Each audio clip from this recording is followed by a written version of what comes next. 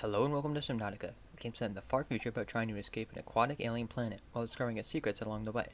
This is my first video on YouTube. In this episode, I'll be voicing over my playthrough of the game because its sequel, Subnautica Below Zero, is out, and hopefully this will serve as a good refresher of the story and gameplay, even for myself. I'll try and get through the game as quickly as possible while explaining everything that is going on. I've also beaten the game before, last year, but I was a complete wimp about it and searched up where to go to avoid the giant, bloodthirsty monsters. Anyway, with all that said, I'm going to begin. The game begins with you, Riley Robinson, entering an escape pod after the giant spaceship you are in is inexplicably getting destroyed. But you can see how well it goes here.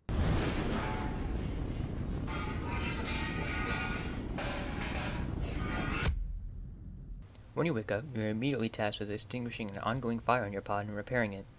Your Altera-issued PDA and this escape pod are the only things helping you. As you play the game, you'll learn that Altera is a huge, intergalactic, maybe a little corrupt corporation that is known mainly for transporting weapons to all the factions at war during a time called the Expansion. But that doesn't really matter. All you need to know is that Riley works for Altera and crash lands on the alien planet dubbed 4546b, along with the transfer ship he was on called the Aurora. As you can see, you've laid out on the safest place possible, appropriately named the Safe Shallows, with no imminent threats. Don't get too used to that. The first order of business is taking way more oyster mushrooms than needed, which is a rite of passage for any new Subnautica player. I also ripped a few fish from their homes and families for future consumption, and scouted the surface with my new best friend. And here's the Aurora, the ship we ejected from. And now it's time to explore and gather more materials. An important mechanic in this game is breaking these outcrops of rock for ore that we need to craft tools at our fabricator. At the fabricator, you can also cook food, cure said food with salt, or make some non-vegetarian bottled water. Start by making some better materials, snacks, and our first tool, the scanner. We'll need it to scan blueprints to learn how to build them, and to learn more about the planet. But, since I want to keep this quick, I'm only going to be scanning the things that I need to progress.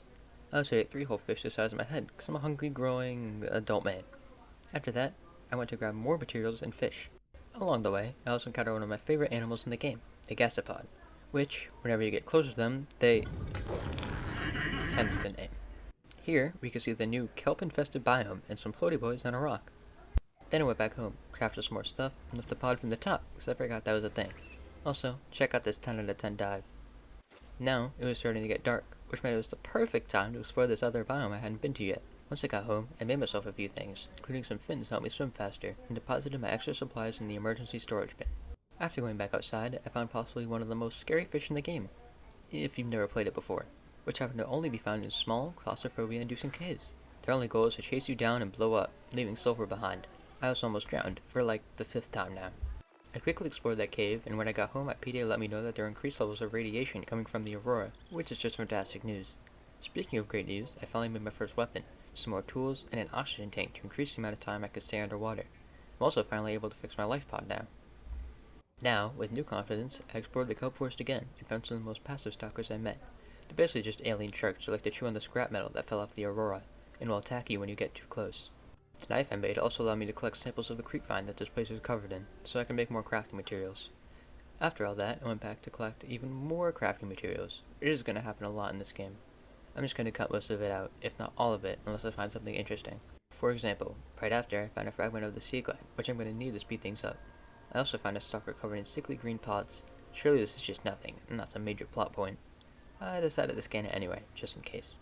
However, it did cost me a left pinky toe, because his friend was mad I wasn't respecting his personal space. While I was gathering more materials and blueprints, I stumbled, swam, I guess, across a pretty big chunk of the Aurora that was lodged on the ground here.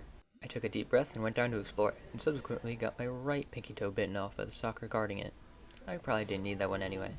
After spending almost a minute swimming around it, I found a way in, and so did that stalker. He was just chilling though, until he wasn't.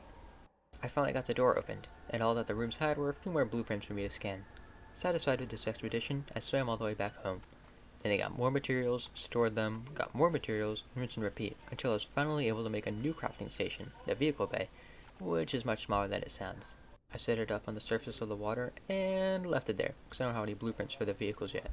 Then, I went back home, because I realized I forgot to fix the radio, which may or may not be completely necessary to advance the plot. After fixing it, I realized that I missed 2 different messages, and well, I'll just let the system play out. Rescue operation will be dispatched to your location in 9 hours. This game sure does have a cruel sense of humor. The second message, however, was from one of our crewmates, who tells us that they landed at the edge of a cave, and some snake-like aliens trying to eat through their pod to get to them.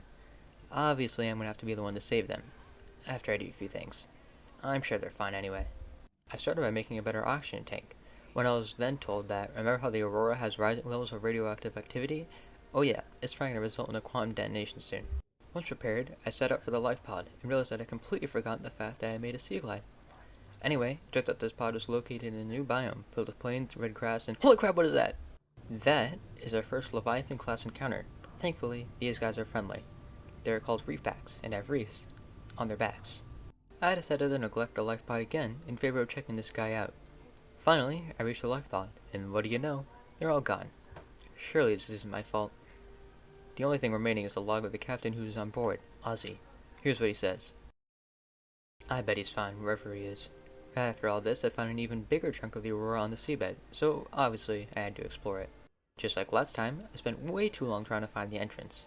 Also like last time, it was only filled with some blueprints. Not that that was a bad thing. The bad thing was that it was so complex and disorienting inside that I spent almost 15 minutes trying to download all the blueprints that I could, while being seconds away from drowning every time I came up for air. I was more than ready to go home after that, and when I got there, I had been sent a new message. Apparently, a survivor sent this recording to all the other survivors, and plans to meet up with them on what he hopes is dry land, far southwest of the crash site. However, the coordinates got corrupted, so all we get are the last known location of this person. And, in classic PDA robot announcer voice fashion, she lets us know that the Aurora will explode in less than 2 hours. Great. For the next 10 minutes, I worked on constructing my first vehicle called the Seamoth, since I had recently gotten the last pieces of the blueprints for it. I'm going to name it Fromage, as an excuse to practice my French. Transport, but remember that swimming is good for your glutes and endorphin levels. What a great ending to the first episode. Hopefully I'm not forgetting anything.